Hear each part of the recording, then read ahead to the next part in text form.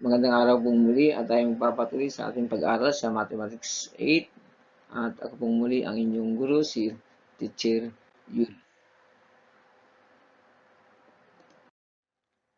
Okay, so ang ating topic po ay tungkol sa rectangular coordinate system.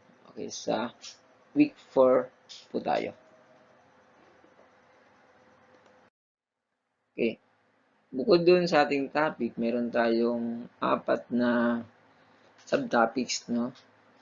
Yan ay ang graph, the points, find the solutions, slope formula, and the equation of lines. So, ito ay alamin natin yung history ng rectangular coordinate system. At the same time ay sino ang nakadevelop ng rectangular coordinate system. Okay. So, the other name of rectangular coordinate system is Cartesian coordinate system. Tinatawag din niya, no? Cartesian coordinate system.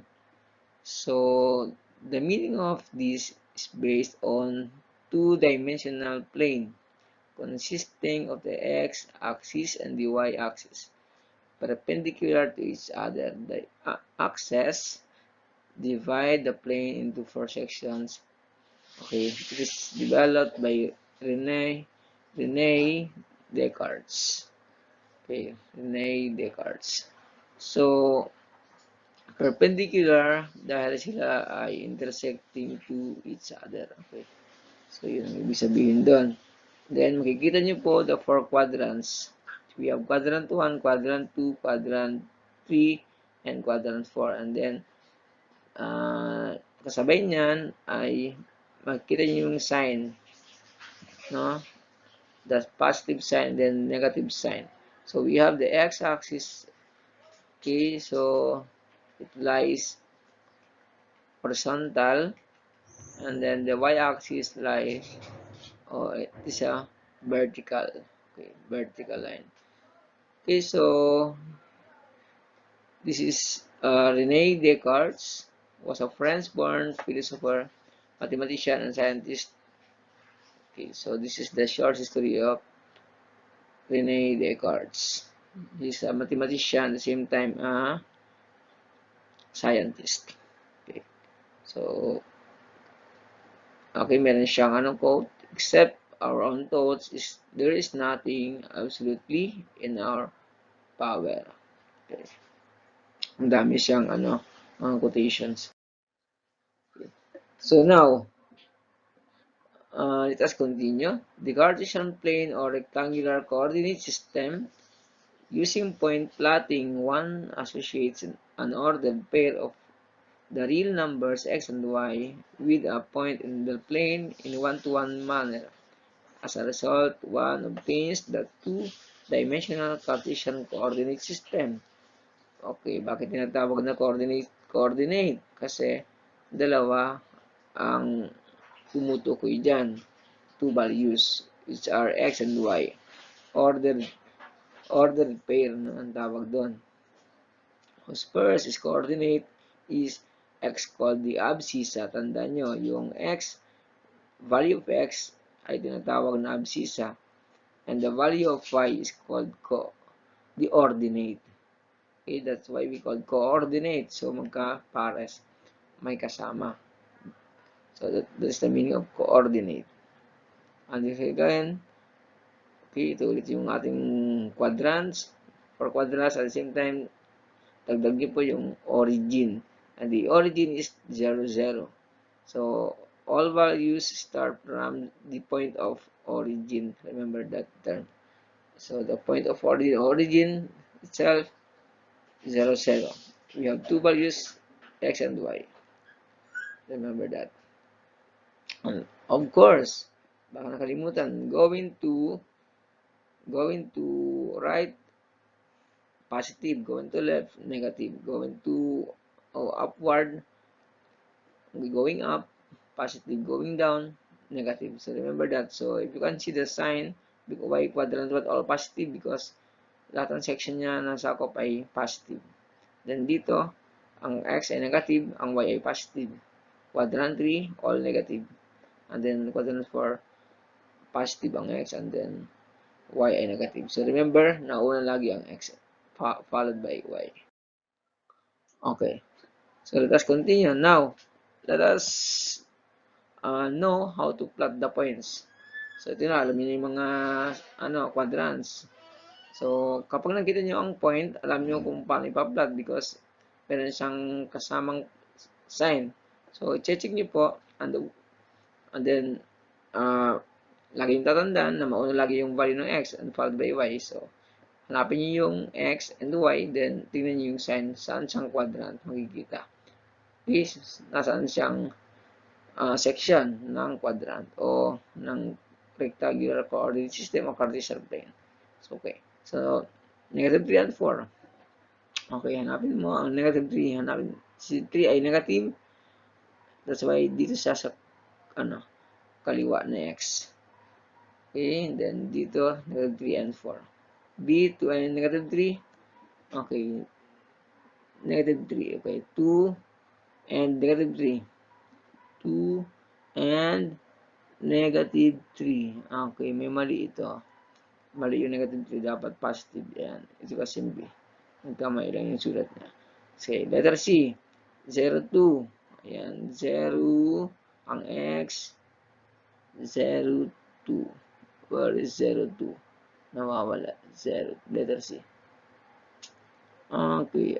May mali yung kanyang dito, no? May mali. So, 0, 2. Bilang ka ng 1, 2.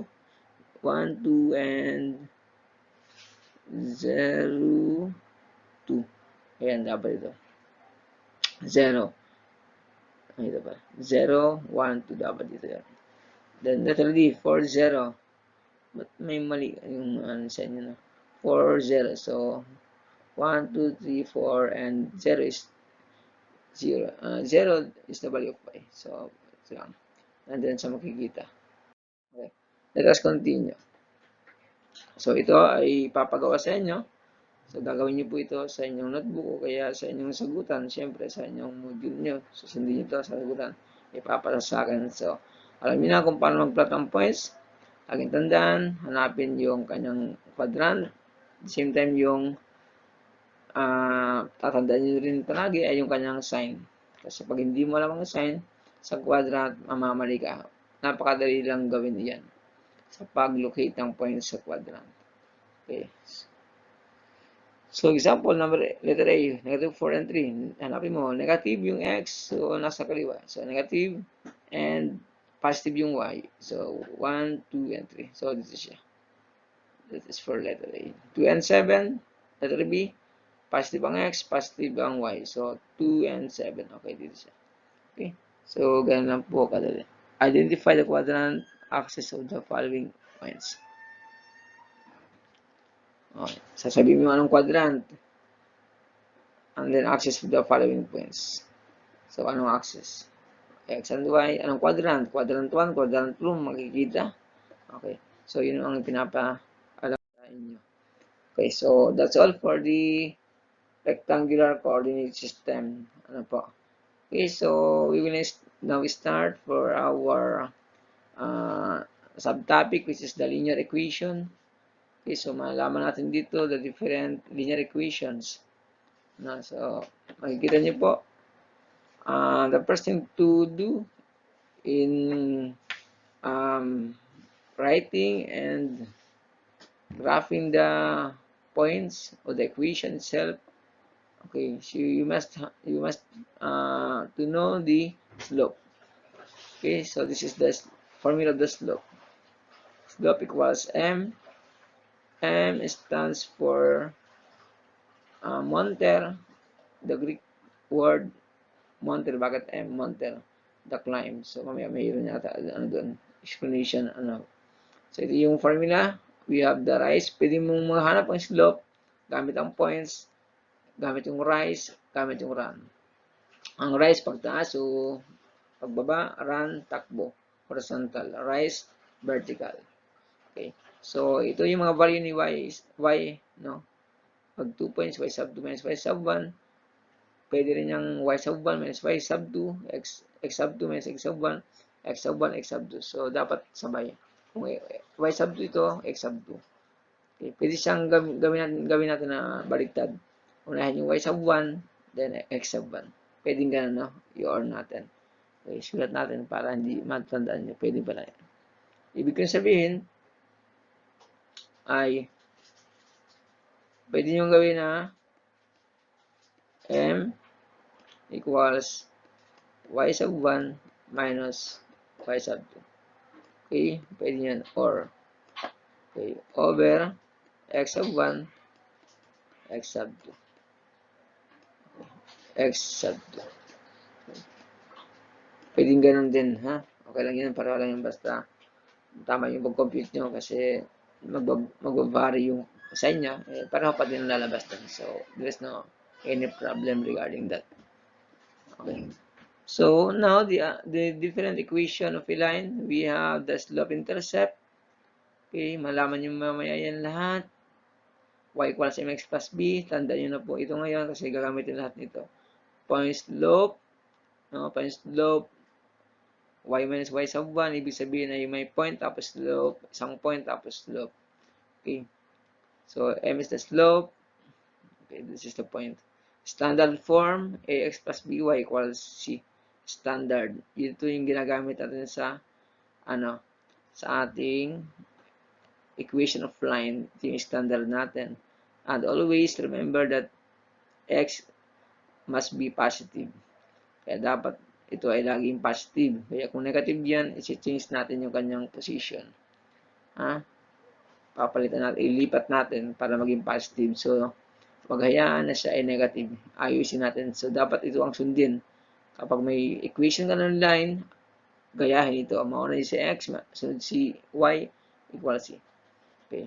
Ito naman yung intercept form. So, ito yung mga gamit natin mamaya. Malaman nyo. Lahat ng ito ay equation of lines. Ito yung mga formula kung paano gawin yung equation ng line. Lahat ng ito. Okay. Ito naman ay line pa rin to, pero ano na to, no? Meron siyang limitation. So, vertical lang siya. Vertical. Okay, so, diretso lang siya, no? Hindi na siya, So, constant yung kanyang, let's say, yung value of x. Okay, value of x constant. Constant. It means that pag vertical, para dagdag natin, no? Pag vertical yan, vertical ay yung slope, the slope is undefined. So, it means that m is undefined. Okay, remember that. So, ibig sabihin vertical. So, constant kasi yung yung value of x maging 0. So, ibig sabihin yung divisor ay 0. So, tandaan lagi na pag divisor ay 0, undefined yan. So, yung horizontal naman, ayan, horizontal si y equals b. So, yung value ni y, yun lang yun. So, constant yung value ni y. Dire-diretso. So, magbabago yung x. Halimbawa, 2, 4, then 3, 4, constant. So, mangyari yan ay 0. Okay, so, kung dito ay 2, 0. That's why, ang kanyang slope ay equal to 0. So, slope ng horizontal ay equal to 0. Then, ito, para wala naman yan, no? Para may dagdag pa kayo, no? Matingnan yung niya.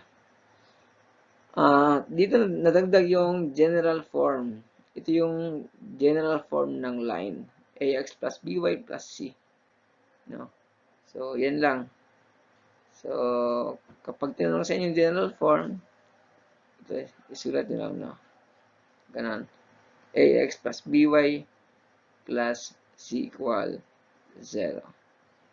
Okay? So, yan.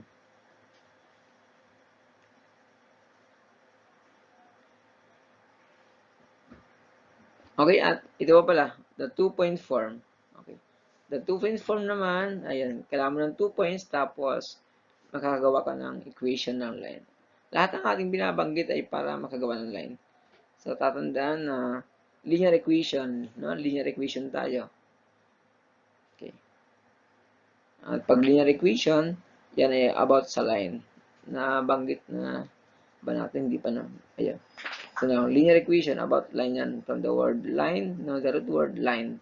So, line po ang ating panag-usapan. Then, tatandaan nyo na when we are talking the equation, ay meron tayong binubuo na equation o kaya yung kanyang anong tawag? Formula, no? Formula. Okay, next. Ayan. Ito na. The slope of a line. So, yun nga. M stands for monter, a Greek word. The meaning of that is the climb. So, the climb, no? Ibig sabihin na ay climb. The slope of a line or inclination. Yan, inclination, no? Inclination, yung hilis niya, is a number that measures its steepness. Okay, remember that. The steepness.